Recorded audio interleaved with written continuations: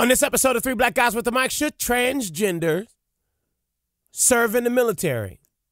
Do you have a problem with it? We talk about that, Stormy Daniels, the NRA, Killer Mike, March for Our Lives, and a whole lot more on this episode of Three Black Guys with the Mic. First of all, let me tell you something. Lamont is just full of shit. Sometimes my mama said, you know, when you don't have nothing nice to say, you should be quiet. People say that Stephen A. is a coon. You agree with that? Everybody got quiet on that one? Okay, go ahead.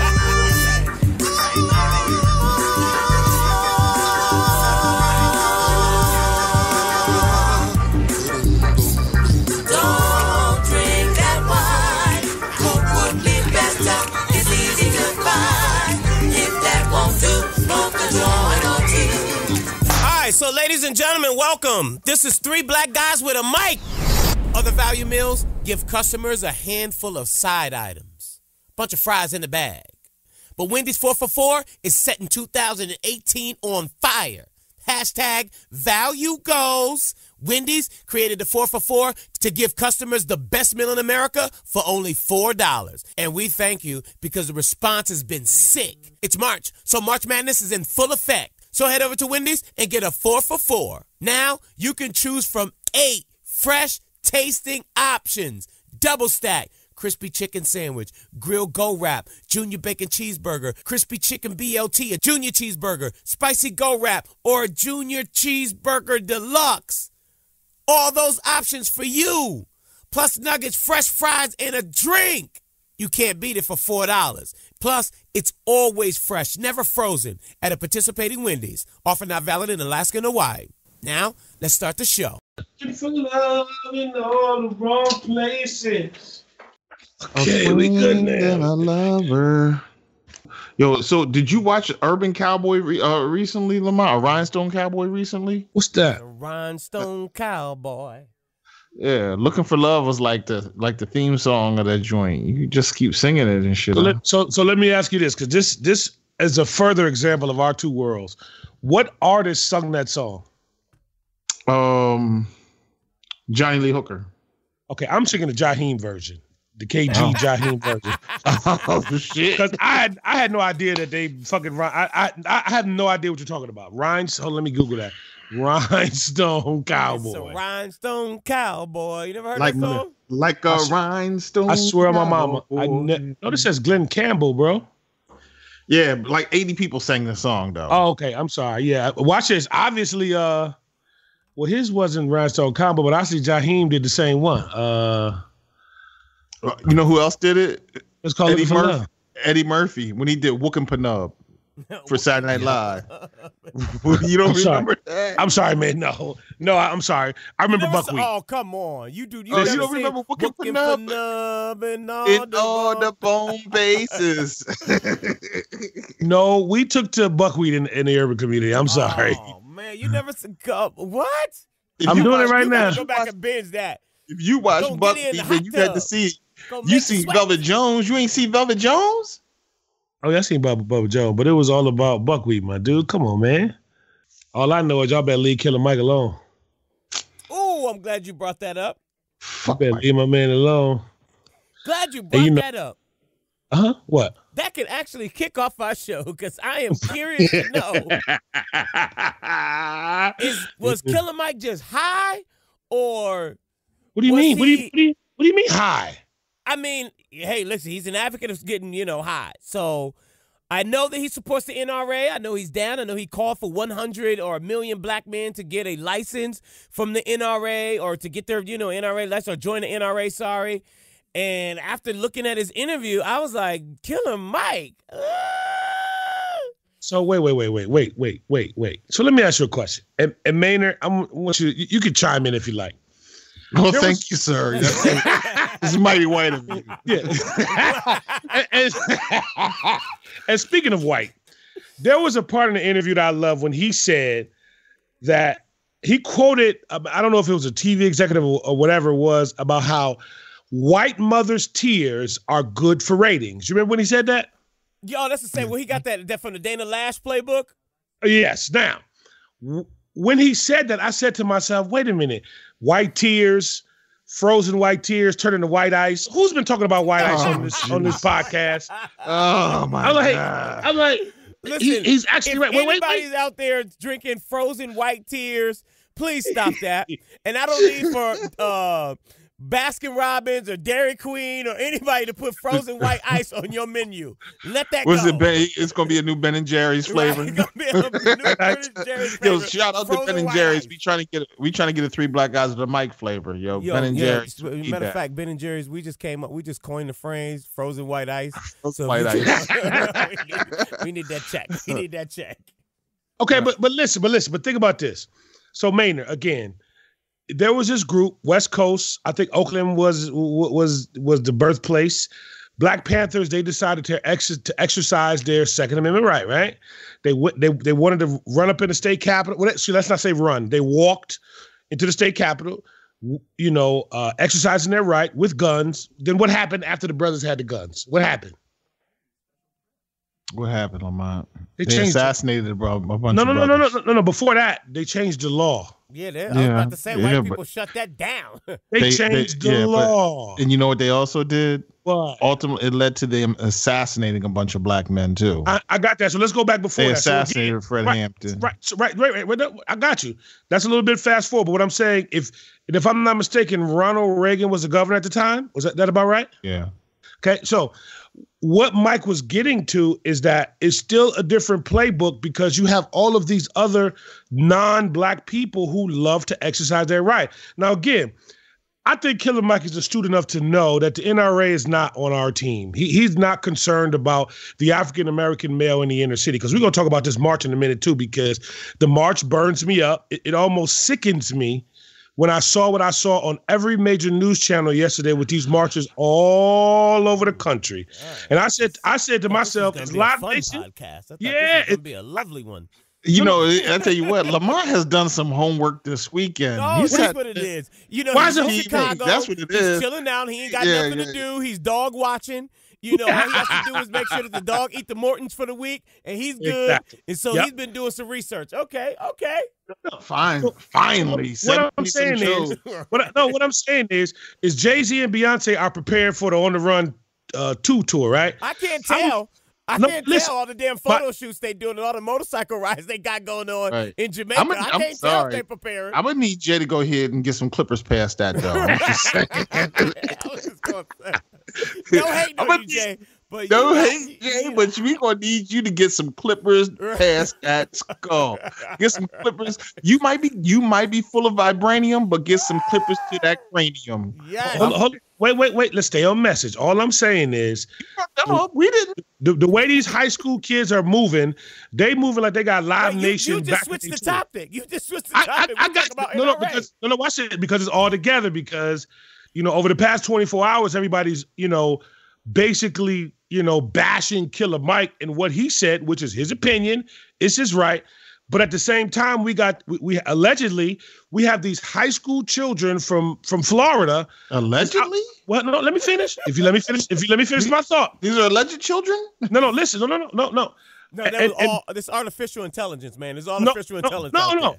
No, what I'm saying is that these young people who were involved in this tragic event that happened in Florida, that they automatically got so smart that they're able to organize all of these things around the country. They're able to meet the press. They're able to book every major news outlet. They're able to get permits. I mean, did y'all see that rig that they had in D.C.? Did you see the Jumbotron? Did you see the sound, the lighting? But you know what, though? Now I know why nobody's coming. You know what? Now I know why nobody's coming after me on Facebook.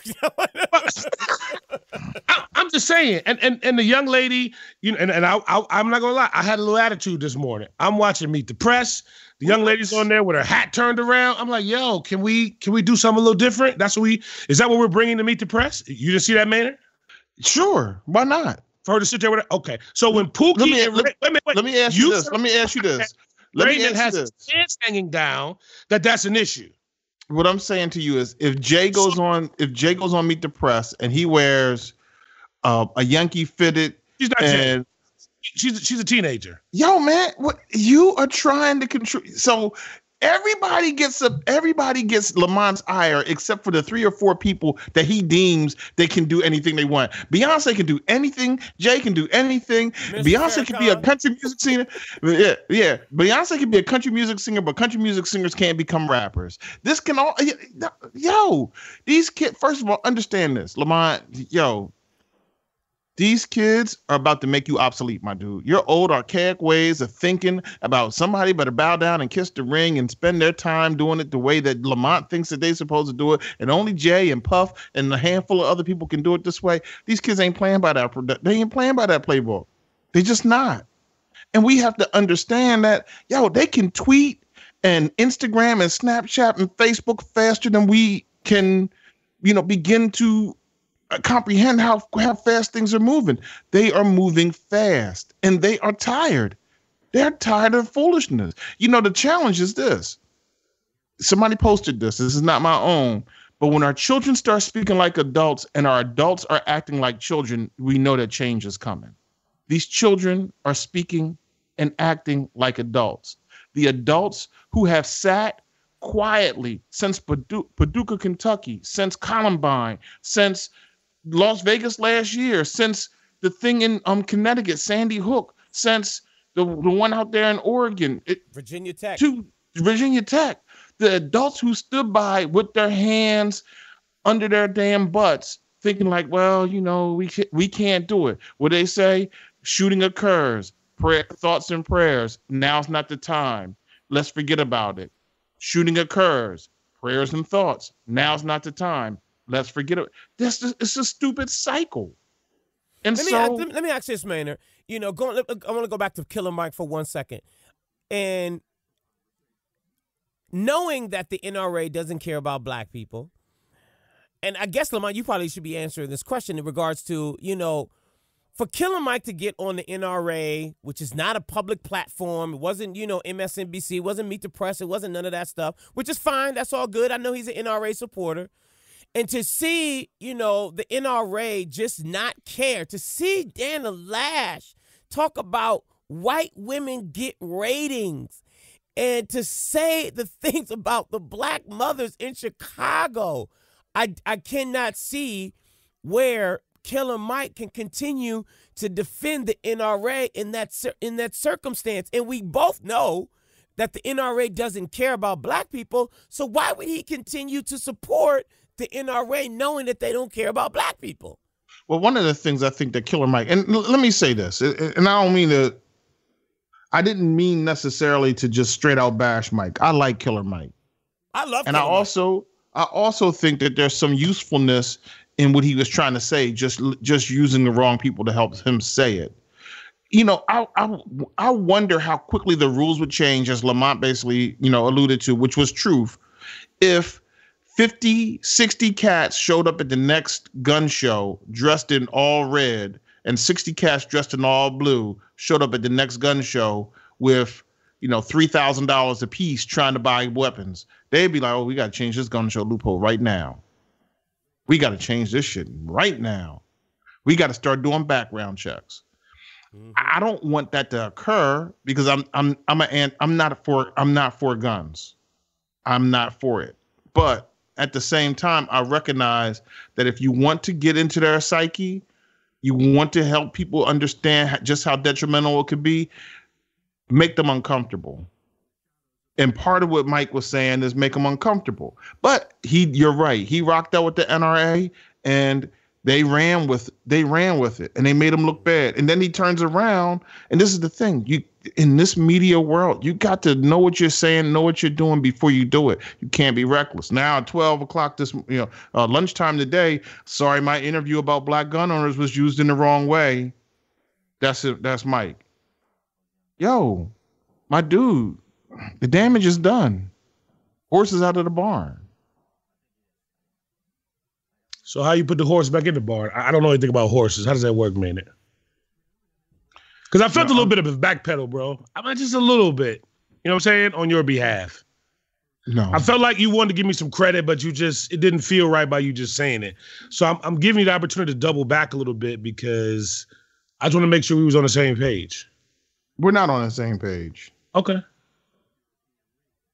That's why I asked if he was high, because I mean, word up. Maynard? Wait a minute, Maynard gets high now? That was my first question about was he high, because Killer Mike is talking about anti-bullying. He's like, yo, if somebody punch you, punch him back, and you're like, Killer Mike. Now, I understand that kind of, is the philosophy what we grew up. Somebody punch you, you're not going to let anybody punk you, and you got to punch them back. And he actually said that, people in life, someone or something is probably going to punch you, and you got to learn how to be able to punch back. I understand that. But from an anti-bullying perspective, it probably is not the best way to be able to approach it. I see you want to rock out with Mike. I'm gonna rock out with the the newly crowned princess of Wakanda, Joy Ann Reid. And when Joy said, Mike, you wrong, I'm gonna rock out with her. Okay, so let me ask you this. So if he did that same interview on Three Black Guys with a Mic, would it have been perceived differently? No. Okay. So what's your biggest issue with the interview? Again, I think you have to be, my problem is this. Don't play to their strengths. Don't go out there messing with them, people who are not on your side. And that's not necessarily white folks, or that's not necessarily black folks or green people from space. Just when people, you become a useful tool, and don't be a useful tool. Okay, so let me ask you one more question. Even if you're, I don't know if enemy is the right word, but even if you're the person that you don't have the same view with, what if one of their views is beneficial to you? Because in my opinion, I'm like you.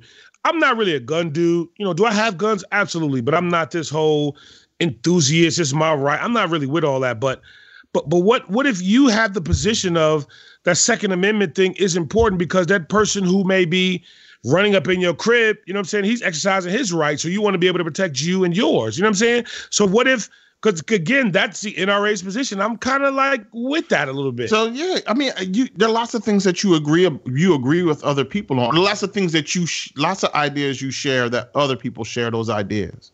But that doesn't mean that you align yourself with those people. I mean, I'm sure that Gary Heidnick, who was a serial killer and lived in Pennsylvania at one point, was a Sixer fan. I'm a Sixer fan too, but I'm not gonna let me take a shout out to Gary Heidnick. No, that's not how this works. Lots of people, you share opinions with lots of people,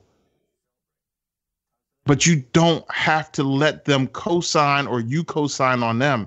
You got to be careful who you align yourself with. And Mike is learning a hard lesson. That's why he's at. Now you talking about somebody backpedaling, somebody trying to do a little tap dance. Who's tap dancing? Me or Mike? Yeah. No. But again, I'm riding, but he's still, trying to stand by his gun. Again, I think what you're also saying, I'm a firm believer in this. Sometimes, man, you got to be careful. That microphone, it could be a blessing, it could be a curse. You know what I'm saying?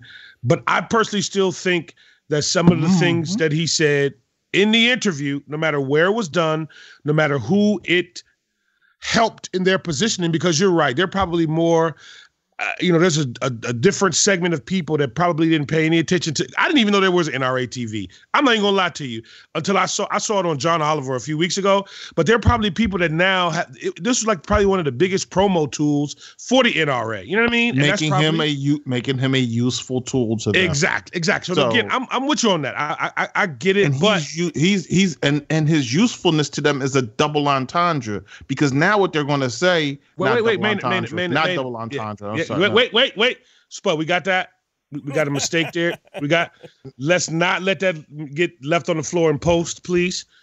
What was that? What was it again? So his usefulness to them is a double-edged sword against himself. Not only did they misconstrue his words, but they also are able to now say, look here, white folks, you see this big black,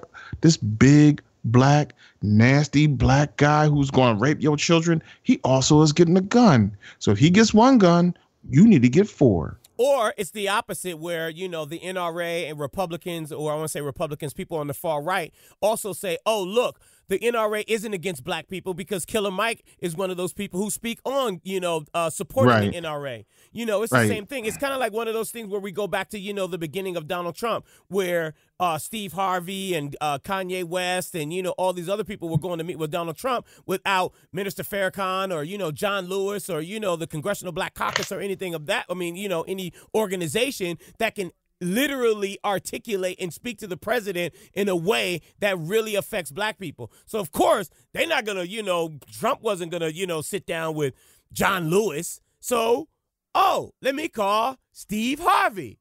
Steve Harvey, let me get a photo out with him. He's useful tool. Yeah. Useful tool. Let me not call Cory Booker. Let me call Killer Mike, because Killer Mike can say, yes, I'm for the NRA. And maybe we can get more black people and more rappers to buy these guns. Now, and watch what also happened. The thing that happened in Parkland a month ago. These kids been talking about, we're going to do this and and it was going to happen March 24th. We've been known that March 24th was going to be a big day for this. So the NRA didn't book him to come on NRA TV by accident. Right. He was, and he had to understand, you got to be cautious out here. You got to understand that they were going to take that interview and make it the counter narrative to everything that happened yesterday.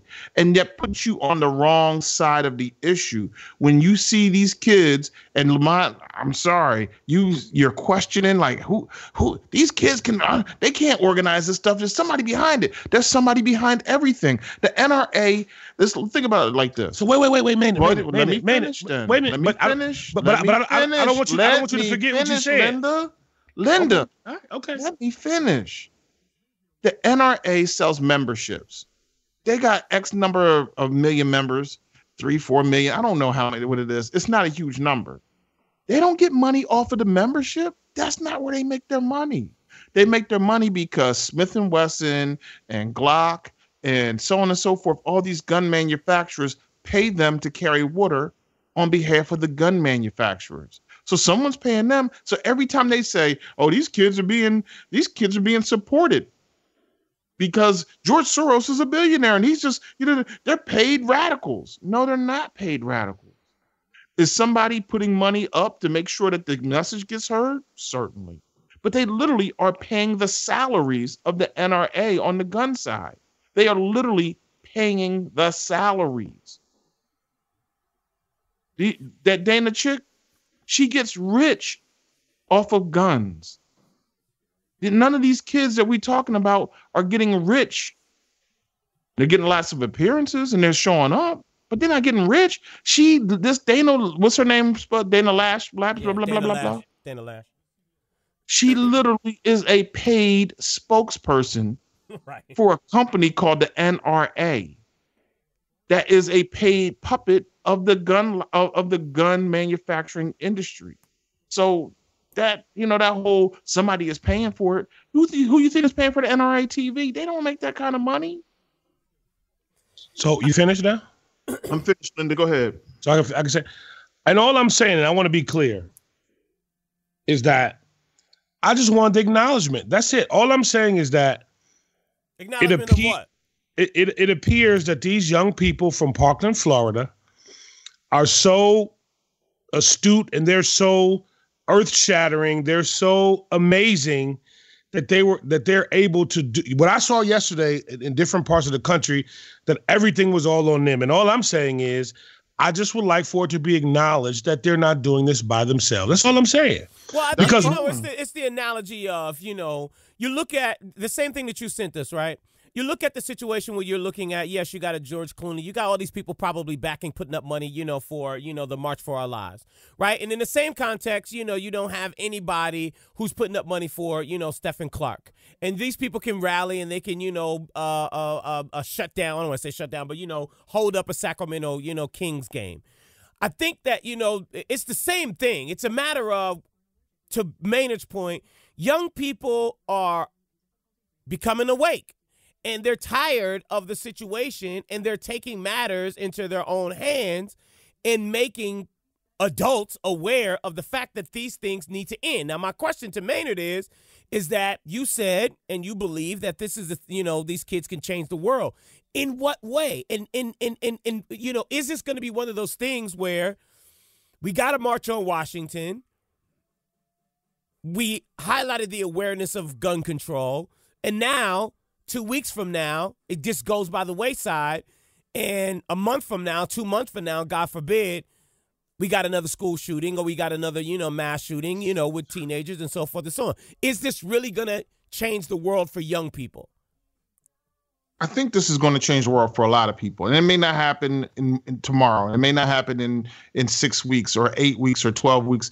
But we know this much, that many of the kids in this school were juniors and seniors.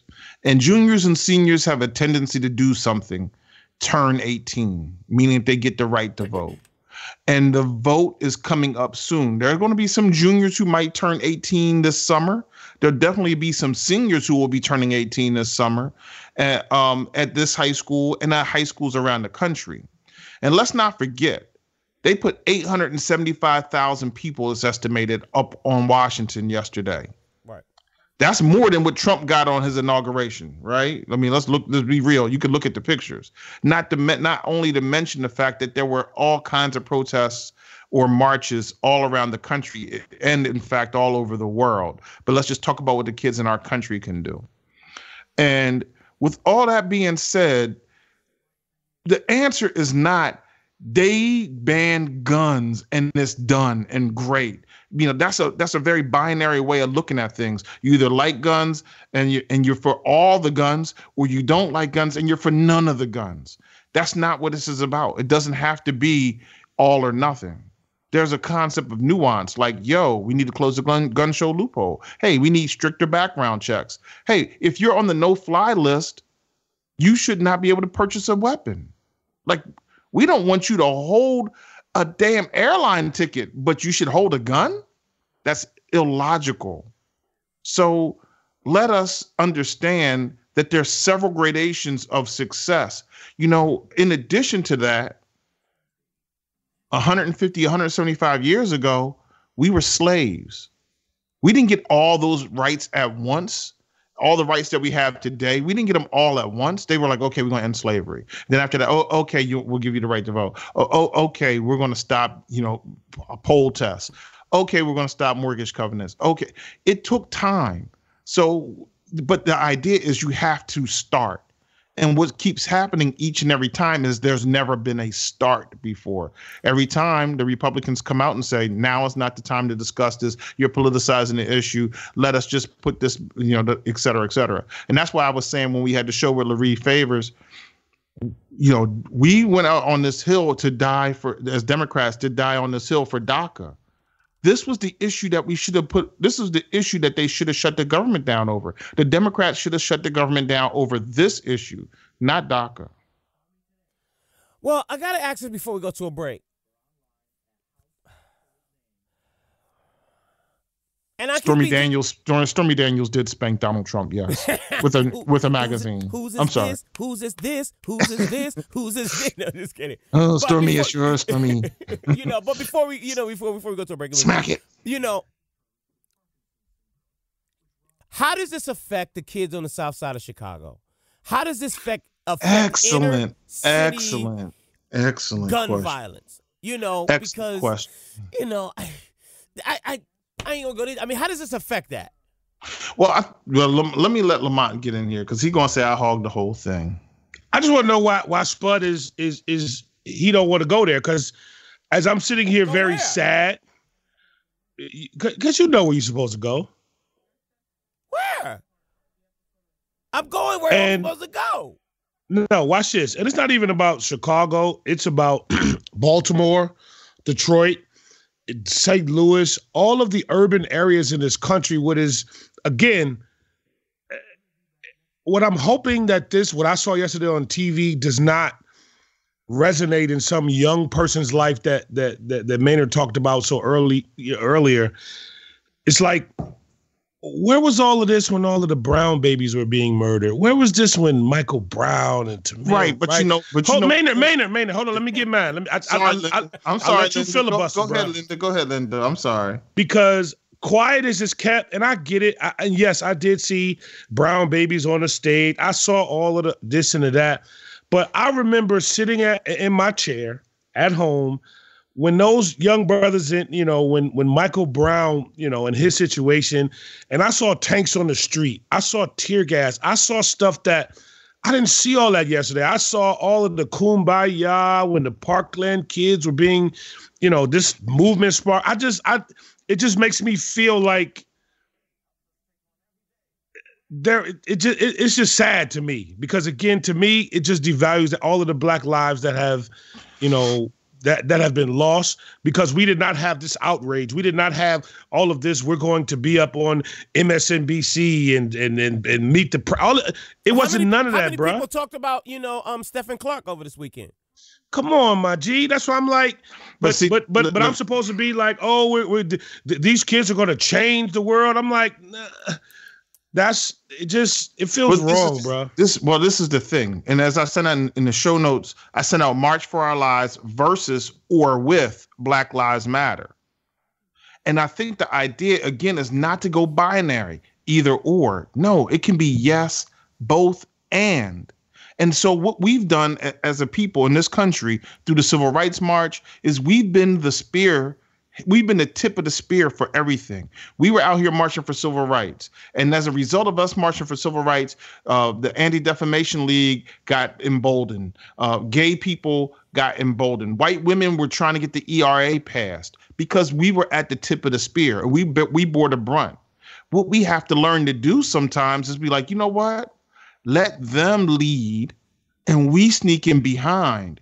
We can attach our message to their message. Whoa. Who? So now who we following? Who is they? Who's who? Because you said we got to let them lead. Who is they? Sometimes you got, this is a movement. It's who a movement. Is they? Listen, let the kids lead. What let kids? The children. Because I remember the Black Lives kids trying to lead. I was about to call you a name. I'm just saying, you said we got to follow them. Who are we following? You said you saw all those children yesterday on TV, right? And we were discussing these children for the longest time. Is that correct? Okay. So the Benetton ad. So we're following the Benetton ad. We can't follow the Rap Snacks ad. We can't do that. That's what you're saying? All I'm saying is, because we know about, shout out to the Rap Snacks. You know what I'm saying? That's us. Here you go. Always trying to derail conversations for a stupid joke. So let me bring it back. Goodness gracious. Bring it back there. Bring that back. We have led all the time. It was us on the front line of the civil rights movement. And we broke it down. White women weren't getting equal pay at work. They used the civil rights movement in the late 60s and early 70s to say we want to have equal rights too. Jewish people were still, you can go back in time, and I live in Virginia. There was a time where Jewish or Catholic people just didn't live in the South. Here's the thing with that though, man. I get your point. The thing about what you're saying is that women, especially for white women, they got their rights now. Jewish people have their rights now. And we're still doing this marching, and the shit is still happening to us every single day. So let me ask you this, but this is what I'm asking you though, Spud. This is what I'm saying to you. And let's just talk about the South Side of Chicago as an example, not as the source of all problems. Much of this issue is a gun show loophole issue. Right. Much of this issue is an illegal gun on the street issue. Much of this issue is just the availability of tons and tons and tons of guns on the street issue. If these young people, and many of them being white mothers from the suburbs, get things changed, as they say as Donald Trump would say with his tax plan, a rising tide lifts all boats. If we can close the gun show loophole, and they do it because somebody did something to Heather, it still helps, Hakeem. Is that the black boy's name, Hakeem? I'm just saying, man. Listen, if I had a son, I would. Have you seen? If you have not seen the documentary "Making a Killing," it's on Stars. It's a really great documentary about the NRA. And one of the things that was extremely enlightening in that documentary was what you're talking about is the gun show loophole, and how literally on the South Side of Chicago, or in Chicago, period, you can literally go right across the street to Indiana and get a gun literally right across the street, or either to the gun show that's literally right across the street and bring it back to Chicago. And that's how a lot of, those people are getting guns into, Illinois. So, closing the gun, loophole is important. So I get that point. I just wanted to bring that up. My bad. Okay. Whew, right, I have argued at Lamont. All right, let's get to a break, and then when we come back, we got to talk about Stormy Daniels. We got to talk about Roxanne. It's a lot we got to talk about. Don't go nowhere. Stay with us. It's 3 Black Guys with the Mic. Man, do I love card night. You ready, boys? You got a king? Go, fish dad. Oh, come on. This is WWE superstar Titus O'Neil. It only takes a moment to make a moment. Take time to be a dad today. Learn more at 877-4DAD-411 or visit fatherhood.gov. Brought to you by the U.S. Department of Health and Human Services and the Ad Council. And Maynard, I just want you all, this could be the whatever. I just want you to admit on so many levels, bro, we just being played out here, man. That's all I'm saying. You ready to start the show again, Spud? Exactly. Ready to start the show, ladies and gentlemen. Welcome back to Real Life. See what I'm saying? See what I'm saying? We trying to get the off the air comment going, and he just don't want to even admit it. Listen, I do have to, give Maynard some props. Let me give Maynard some props. Let me give you some props, bro. Thanks. I don't know why I'm getting. I thought about you when I watched The Real Roxanne, and I said, you know what, Maynard was a little bit right about hip-hop and keeping it back in 82 and, your whole philosophy about hip-hop. After watching The Real Roxanne, which I did not think was that great of a movie, I was a little disappointed. I was a little disappointed in the fact that I did not see the afterlife of The Real Roxanne, because I think that we really should have saw, when she made her journey into being a PhD. Getting her PhD. And, to me, that was the excitement that I was looking for. But I really am happy to have grown up in that era. And that makes me excited, because I can't say that my son's generation, who's 25, I don't know if he looks at Lil Wayne or Gucci Mane. I can't say he's gonna look at them 20 years from now and say, wow, this was history. Well, let me jump in real quick and try to clarify a couple of things. The movie is Roxanne. It's on Netflix. And she, in fact, part of the reason why you didn't see anything about the PhD is because she doesn't have one. I thought that she became a doctor or whatever. She said it, and ultimately they backed her down, and she apologized for lying about having a PhD. I did not know that. Yeah. Oh my gosh. Well, so that's that part. But the big piece about why I think the movie, I agree with you. The movie was less than what I wanted. And I don't know, and Lamont may have some insight, because I think there are going to be some issues where maybe the music wasn't licensed for use, or enough of it wasn't licensed. We know anytime you get a chance to have a movie, particularly a nostalgic movie, when they play those songs, that's what really brings you in, like, oh, that's my joint. I didn't really hear a lot of her music, and there were songs that she was on that I loved, and I didn't hear enough of it. Okay. The storyline was different from what I thought. I was looking for a real hip-hop movie. It was really a movie about her life that happened to include hip-hop, and I ain't mad at that. I watched the whole thing, and I was satisfied that I saw it, and I'm happy that I did get a chance to see it. But I think that what's important is we have to recognize her as really kind of like, again, using this word, at the spearhead of females in hip hop. And in fact, she ushered in the Answer song in such a way that the diss record portion of the industry is directly, she birthed that.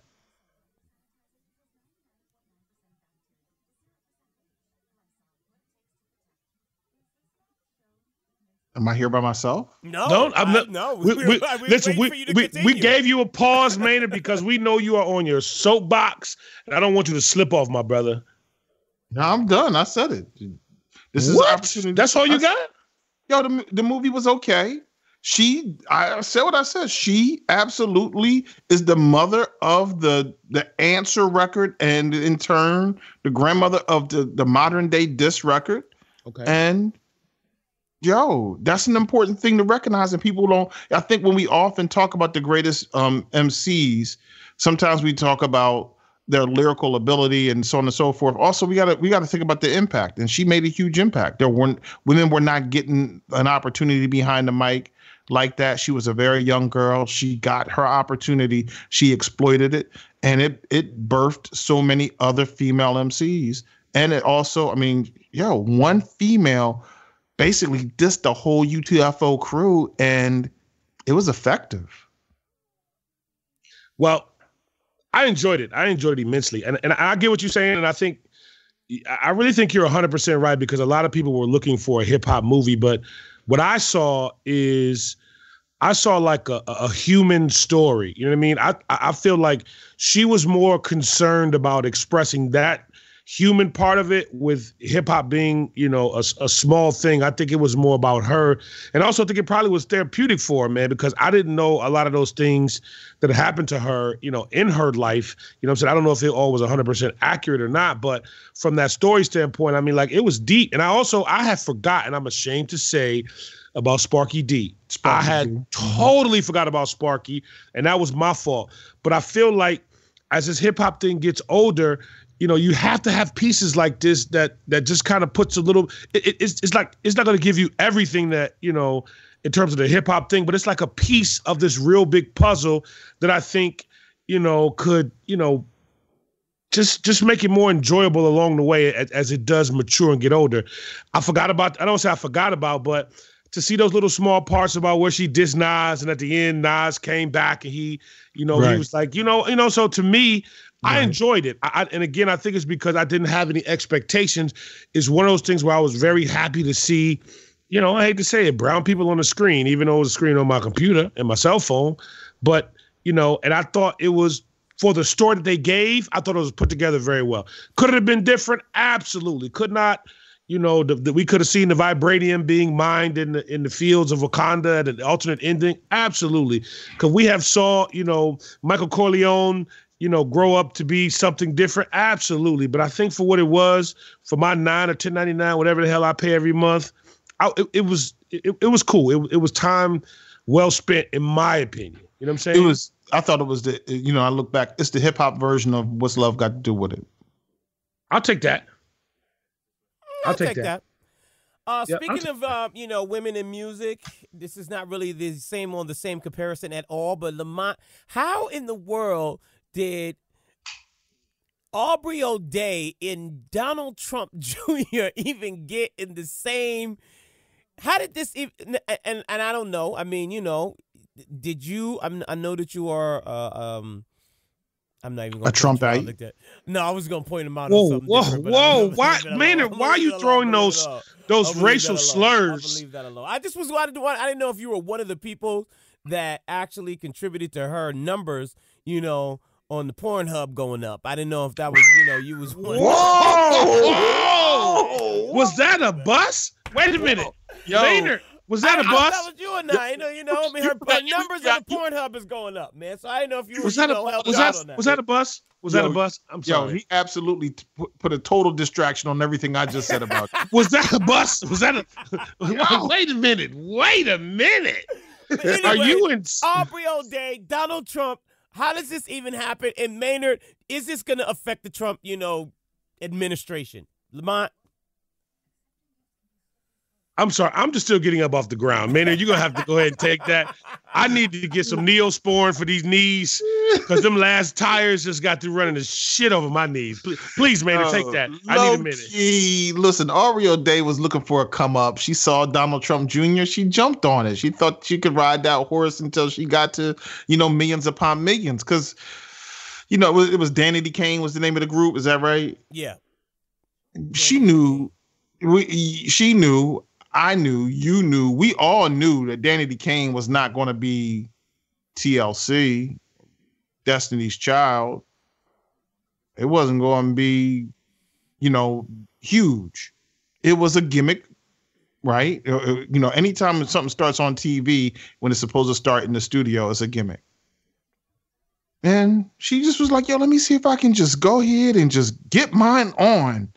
I met this Donald Trump Jr. dude, and this is great. Is it going to affect Is it going to affect the White House? No, it's really actually a non-story. I'm surprised you brought it up. Well, you got and it's a non-story. Why is it a non-story, man? One of the biggest stories have been over all weekend. Oh, I forgot you were watching the March of Our Lives. Oh, well, I was just finished watching Stormy Daniels talk about spanking Donald Trump with a magazine. So wait a minute. So Maynard, I'm sorry, Spud. So you're asking me about my Pornhub history, but Maynard is watching. But Maynard is watching pornography via 60 Minutes. I mean, shouldn't that energy have been transferred to Maynard instead of me? Because I'm not concerned about Stormy Daniels. To be quite frank and honest, it's like, why are we even talking about Stormy?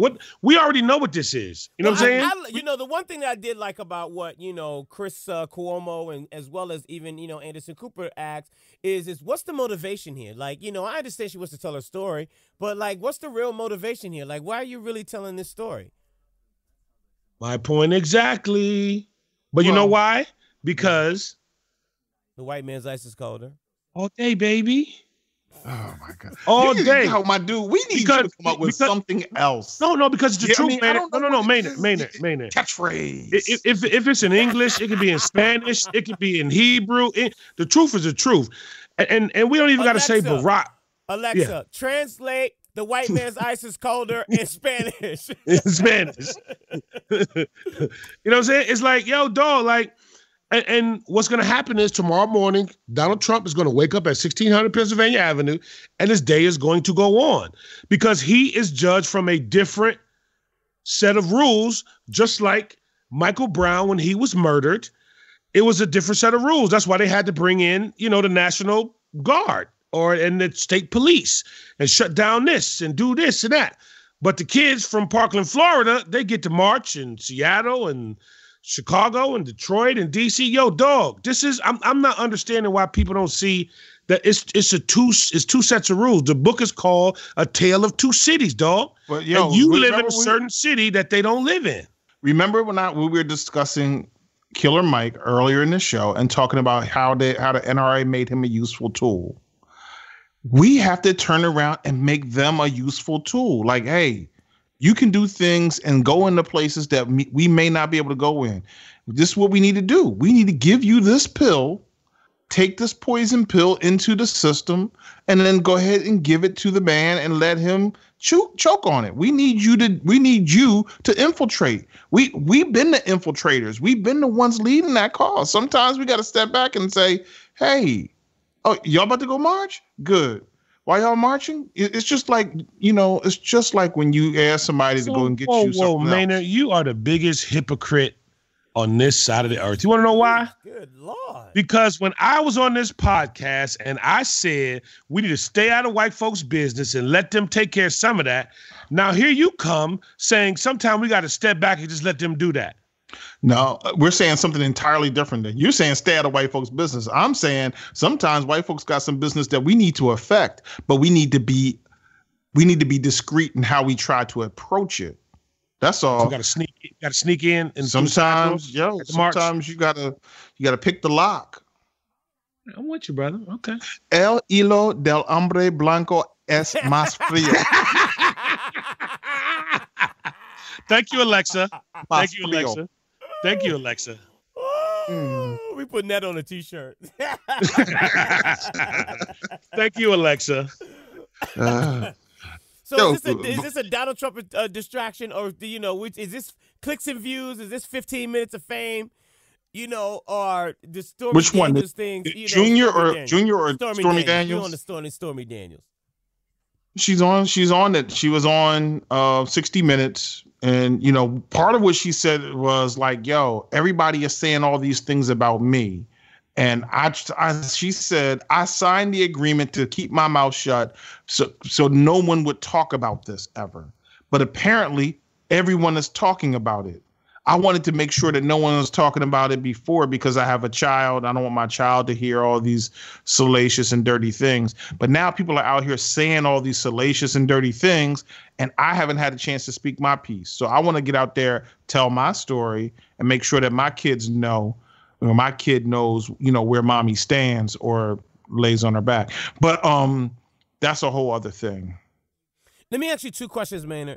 And Lamont, you can get in on this as well. Trump, and, break down, if you can, the tariffs, how this is going to affect, people in America. I know that the prices are only going to go up, in this situation. How's the tariffs going to, affect America and the whole trade with China and so forth and so on? Can you break that down? Well, I would say this, that Trump is playing checkers, and this is an advanced level of chess. It's not even regular chess. We're going to slap a tariff on certain things. Now, what happened is China said, one of the big things that China takes from America is pork. They take pork. They for some reason, they love pork, soy, and chicken feet that come from America. I don't know why, but that's what it is. But that, pork, pigs can grow in any place, on any continent, and Chinese eat a lot of pork. They was like, okay, fine. Guess what? We're slapping a tariff on your pork imports. And there are farmers in the Midwest who can't move pork right now. Just that fast. And those farmers are saying, well, we got all these pigs. We have to either sell them cheaper, because Americans are saying, great, you give us some pork, but we don't need as much as you have. You were about to send 100, you got 400 pigs, you're going to send 300 to China and 100 to America. And now you got 400, you want to send them all to America. We don't eat that much pork. So as a result, they have to discount the cost to the pigs or the pork products. Meaning when they discount them, they're losing money. If they lose money, they don't buy machinery or whatever the case may be. When they don't buy machinery, the salespeople, all the people in those little small towns, they suffer because they're not spending money at the grocery store or at the diner and all that. So it's he thought that he's just checkers, and he's learning. I think hopefully he's learning. But it is a hard lesson to learn that, dude, you're not doing a good job. And the last part of it, and I'm going to shut up after this, is if China is the only country on the face of the planet that has a leash on North Korea, slapping tariffs on China is not going to get them, it's not going to encourage them to be helpful where North Korea is concerned. So he's definitely misplayed this. And then my second question is about the spending bill. Can you break that down and, let people know, is this going to affect, I know he was saying that, he was reluctant to actually sign the bill. I know they wanted to keep the government open, but is this going to affect anybody, or how this is going to affect America moving forward? Well, I think the spending bill is definitely going to affect people, but I think the more important lesson to take away from the spending bill is that he threatened not to sign it. And after the losses in Alabama, Pennsylvania, Virginia, New Jersey, et cetera, all these different House losses, all these places that Trump went and stumped for candidates, what happened is the Republicans said, this is the bill. And he said, I'm not signing that. And they said, okay, don't. And he blinked, because now that I think what we're really seeing is that a lot of the Republicans are saying, why are we riding with this dude so tight? He's been absolutely worthless to being reelected. The only reason why we rock with somebody is to ride their coattails and get reelected. That's not been good. He hasn't demonstrated that ability. So this is the right bill. We're going to go ahead and put it forward. And I'm not suggesting that this is the right bill, but to them, this was the right bill.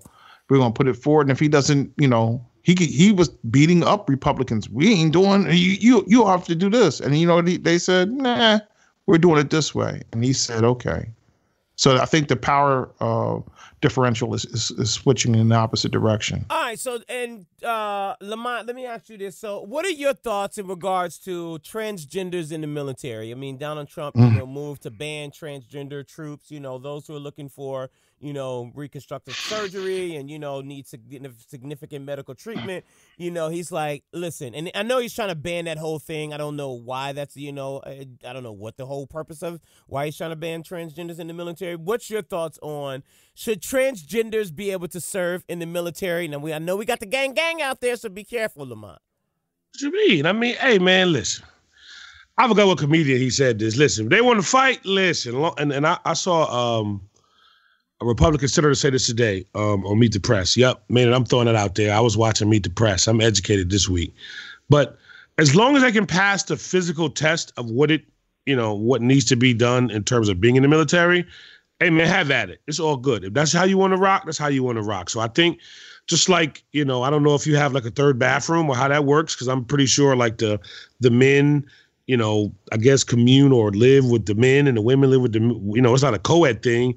So I don't know how you handle that part, but I mean. Yeah, but didn't 44, oh no, it did, or did Trump retract that where, anybody can go into transgenders can go into any bathroom? How did that work, Maynard? I mean, I remember Target was a big deal. I forgot how that, because I thought you could go to a third bathroom. No, I thought it was any bathroom. Was it any bathroom? Right. It was any. It was, the third bathroom concept, that's obviously relatively impossible. So many buildings, have been built a certain way. It's, Well, Maynard, there is a third bathroom out there. It's called a family bathroom. Right. But those in newer construction. But think about this. There are schools that have been built that are 40, 50, 60 years old. Right. Or even or older. They just can't go back and retrofit every building, and companies will not be burdened with the cost of just making a third bathroom option. So, that's obviously an excessive burden. But what happened was it was the pick either bathroom, which is, the funny part is, and this really is an old America South thing. Lamont, you live in the metropolitan community of New York City, and you can tell me, I'm certain that there are many restaurants in New York, particularly in Brooklyn or Harlem and some of the smaller places, where there's just really one bathroom anyway. There are many restaurants and many places. No. I'm thinking certain restaurants in Harlem. You're absolutely correct. There's one bathroom and a lot of smaller structures because space is a premium. It's a premium, right? Yeah, so you're right. You're absolutely correct. Yes. And in addition to that, there are even some bathrooms where it's just like, hey, men and women are in the bathroom at the same time. So remember when he first brought this out, it was this whole thing of there were some transgender people who wanted to get surgery, and he felt like it's unfair for the government to pay for these surgeries. Right. Like, yo, low key, my dude, we're talking about let's say we're talking about 150 people. That's kind of nothing. That's not really a lot of money. We're talking about people who are if you want to honor the veterans and our troops, if somebody wants to, as you said, Lamont, put on the uniform and suit up and go out there and possibly lay their life down, what's $1 million surgery? Or let's look at it for what it's worth. What's compared to what's $1 million surgery compared to the number of bogus contracts that the Eric Princes and the Blackwaters of the world get, where they or KBR or Halliburton gets, where billions upon billions of dollars are washed up into this thing, and you worried about where somebody wants to take a dump?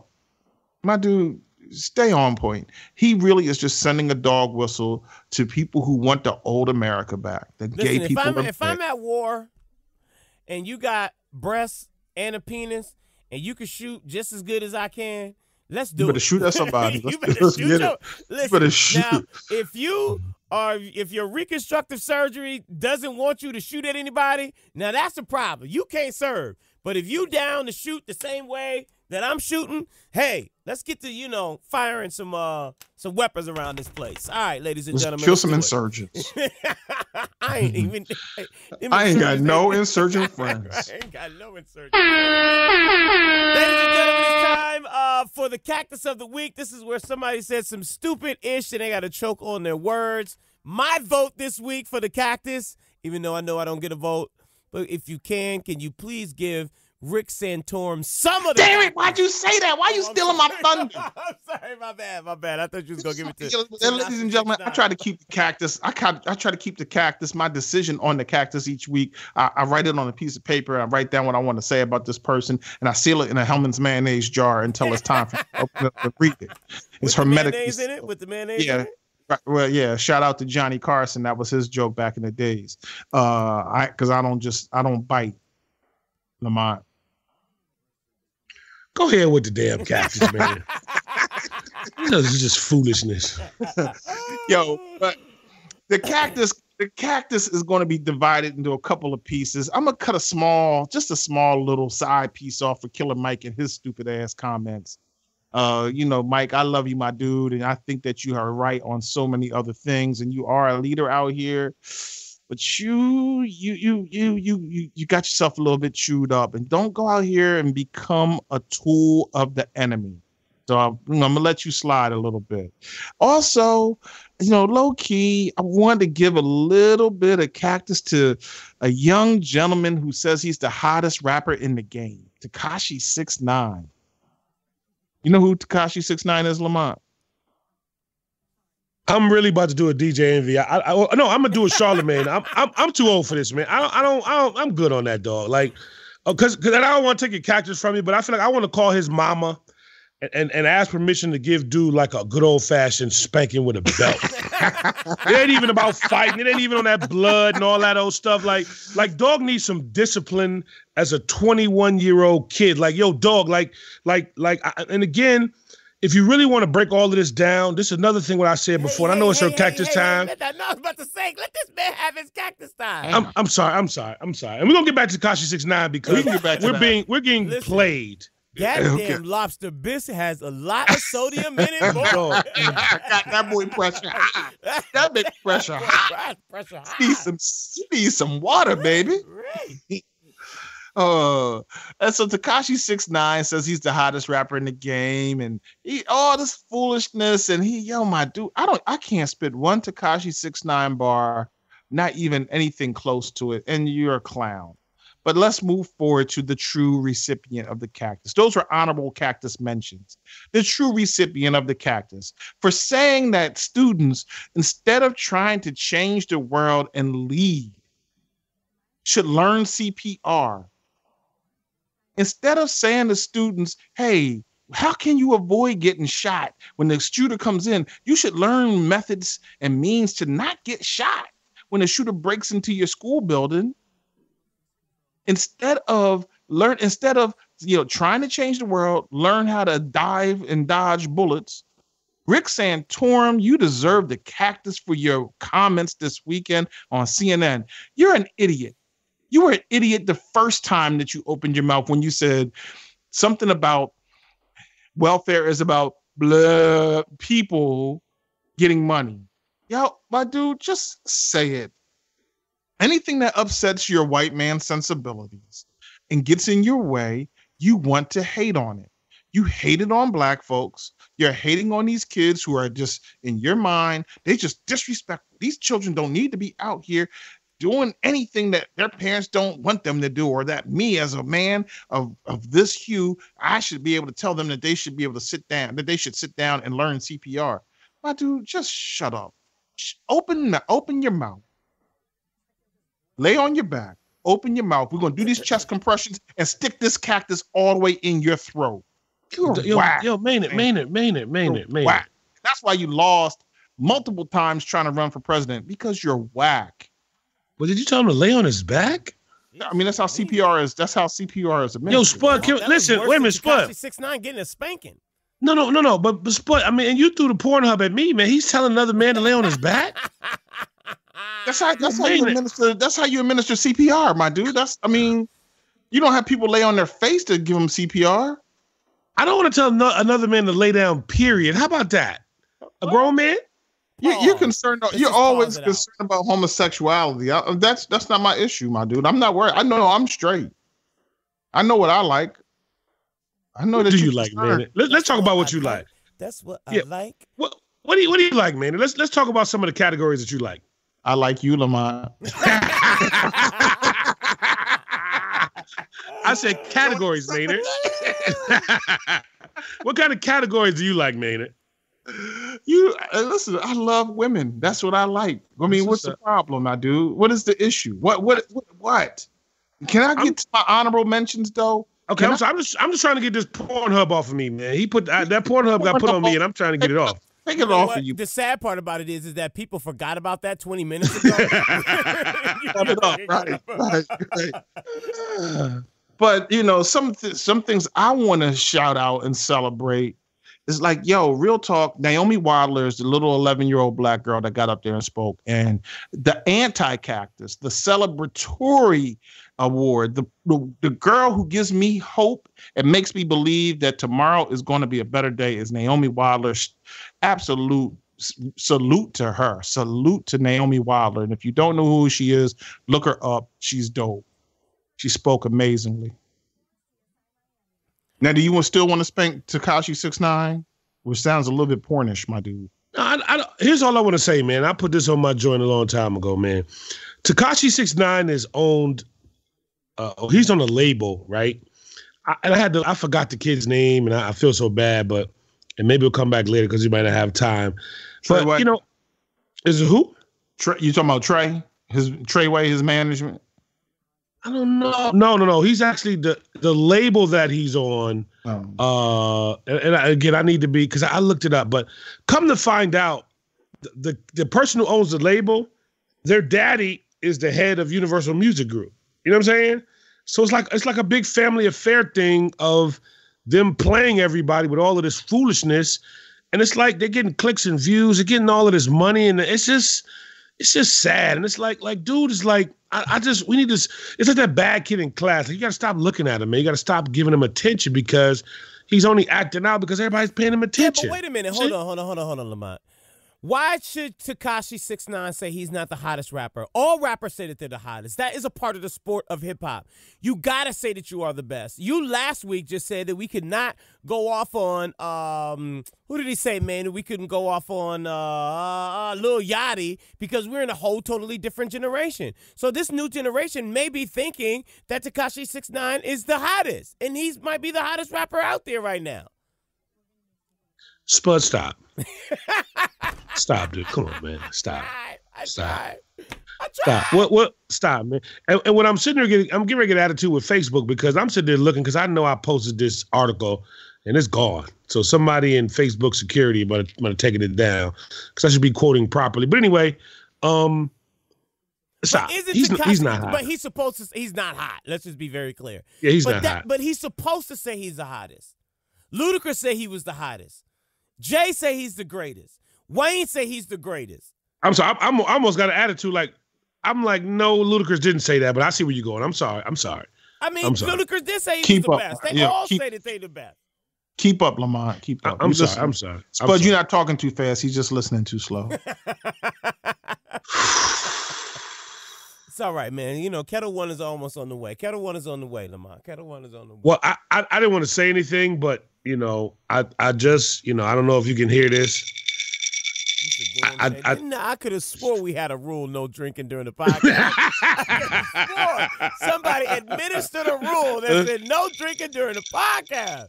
I don't know, but yeah, you know what? That march yesterday, all of the foolishness the Mainers talking about the bus, the porn. This episode was a lot, bro. You know what I'm saying? So I needed a cocktail to kind of level me out. You know what I'm saying? That's good.